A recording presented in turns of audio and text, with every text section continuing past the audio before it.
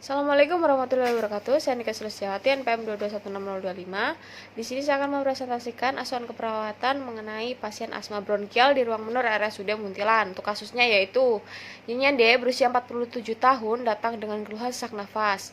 Pasien mengatakan sebelum masuk rumah sakit, pasien sedang memasak dan pasien mengatakan lupa menggunakan masker saat sedang memasak.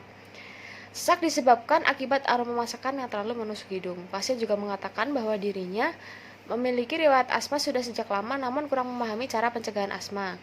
Saat masih berada di rumah, pasien sudah mencoba menggunakan inhaler namun tidak kunjung membaik. Atas saran dari suaminya, akhirnya pasien dibawa ke RSUD Muntilan. Saat di IGD, pasien diberikan oksigen Ventolin. Saat dilakukan pemeriksaan toraks, didapatkan hasil pasien tampak menggunakan otot bantu pernafasan, tidak ada pernafasan cuping hidung, irama pernafasan irreguler, terdengar suara wheezing, tekanan darah 130/90 mmHg, nadi 80 kali per menit, SpO2-nya 98 kali per menit. Hasil ronsen torak dewasa terdapat corakan bronkofaskular meningkat suspek EC asma bronkial dengan hiperinflasi pulmo. Kemudian respirasinya 26 kali per menit. Sedangkan untuk data analisa datanya untuk diagnosa pertama yaitu ketidakefektifan pola nafas berhubungan dengan hiperventilasi. DS-nya yaitu ada pasien mengatakan sesak saat memasak dikarenakan aroma masakan yang terlalu menusuk hidung. Pasien memiliki riwayat asma. Untuk DO-nya tekanan darah 130/90 mmHg, kemudian nadinya 80 kali per menit, pernafasannya 26 kali per menit, SpO2-nya 98 kali per menit.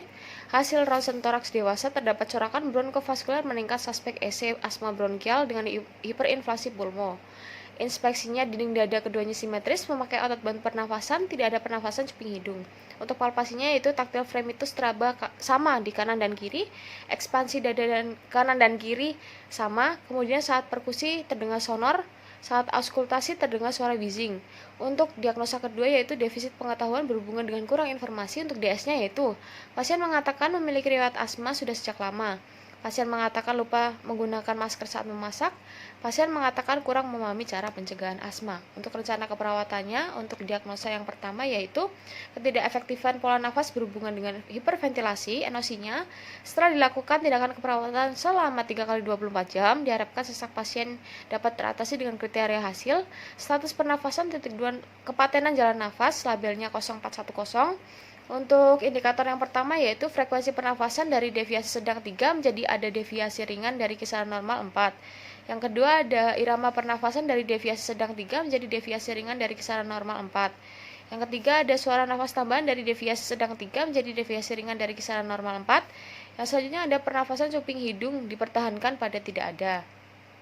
Kemudian untuk NIC-nya ada terapi oksigen yang pertama yaitu pertahankan kepatenan jalan nafas, kemudian monitor aliran oksigen, dan yang terakhir yaitu monitor efektivitas pemberian oksigen. Untuk yang NIC selanjutnya ada pemberian obat labelnya 2300. Yang pertama verifikasi resep obat-obatan sebelum pemberian obat. Yang kedua ada ikuti prosedur benar dalam pemberian obat. Yang ketiga ada beritahukan pasien dan keluarga mengenai jenis obat, alasan pemberian obat, hasil yang diharapkan, dan efek lanjutan yang akan terjadi sebelum pemberian obat. Yang terakhir ada bantu pasien dalam pemberian obat. Untuk diagnosa kedua yaitu defisit pengetahuan berhubungan dengan kurang informasi. NOC-nya yaitu setelah dilakukan tindakan keperawatan selama 3 kali 24 jam diharapkan pengetahuan pasien dapat meningkat dengan hasil pengetahuan titik 2 manajemen asma, labelnya 1832. Untuk indikator yang pertama yaitu memahami tanda dan gejala asma dari pengetahuan terbatas 2 menjadi pengetahuan banyak 4. Nah, selanjutnya ada memahami penyebab dan faktor yang berkontribusi dari pengetahuan terbatas 2 menjadi pengetahuan banyak 4. Nah, selanjutnya ada memahami kondisi yang memicu asma dari pengetahuan terbatas 2 menjadi pengetahuan banyak 4. Nah, selanjutnya ada memahami tujuan manajemen asma dari pengetahuan terbatas 2 menjadi pengetahuan banyak 4. Yang terakhir ada strategi untuk mengelola faktor risiko lingkungan yang bisa dikendalikan dari pengetahuan terbatas 2 menjadi pengetahuan banyak 4. Untuk NIC-nya yaitu manajemen asma, labelnya 3210. Yang pertama, ajarkan pasien untuk mengidentifikasi dan menghindari pemicu sebisa mungkin. Yang kedua, identifikasi pemicu yang diketahui dan reaksi yang biasanya terjadi.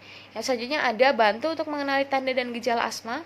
Yang selanjutnya ada dorong pasien untuk memverbalisasikan perasaan mengenai diagnosis, penanganan, dan dampak dari asma. Dan yang terakhir ada tentukan kepatuhan dan penanganan yang diresepkan. Untuk implementasi dan evaluasi dari keperawatannya yaitu yang pertama terapi oksigen. mempertahankan kepatenan jalan nafas, memonitor aliran oksigen, dan memonitor efektivitas pemberian oksigen. Untuk pemberian obat yaitu yang pertama memverifikasi resep obat-obatan sebelum pemberian obat, yang kedua ada mengikuti prosedur 6 benar dalam pemberian obat, dan yang ketiga ada memberitahukan pasien dan keluarga mengenai jenis obat, alasan pemberian obat, hasil yang diharapkan, dan efek lanjutan yang akan terjadi sebelum pemberian obat, dan yang terakhir membantu pasien dalam pemberian obat. Untuk evaluasinya yaitu subjeknya pasien mengatakan sesak mulai berkurang, O-nya tekanan darah 139/84 mmHg, kemudian nadinya 90 kali per menit, respirasinya 25 kali per menit, SpO2-nya 97%, masih terdengar suara wheezing, masih menggunakan otot bantu pernafasan dan irama pernafasan irreguler. Untuk A-nya masalah belum teratasi dengan kriteria hasil, frekuensi pernafasan belum normal, irama pernafasan irreguler, dan ada suara nafas tambahan. Untuk P-nya yaitu lanjutkan intervensi, pemberian oksigen, dan pemberian obat. Untuk yang kedua yaitu manajemen asma.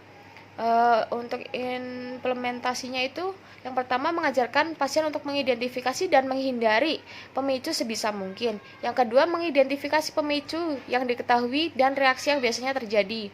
Yang ketiga membantu untuk mengenali tanda dan gejala asma.